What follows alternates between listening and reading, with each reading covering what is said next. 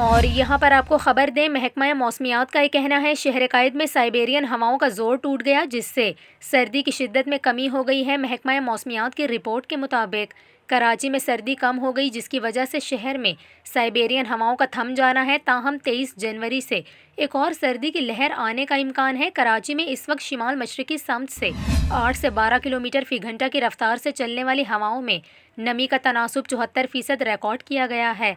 महकमा मौसमियात का ये कहना है कि कराची में कम से कम दर्जा हरारत 9 डिग्री सेंटीग्रेड जबकि ज़्यादा से ज़्यादा दर्जा हरारत 25 डिग्री सेंटीग्रेड तक रहने का इम्कान है। इसके अलावा महकमा मौसमियात ने बलूचिस्तान में बारिश और बर्फ़बारी का इम्कान ज़ाहिर किया है, जबकि खैबर पख्तूनख्वा के बेशतर अजला समेत पंजाब, सिंध, मरी, गलियात में मौसम शदीद सर्द रहेगा।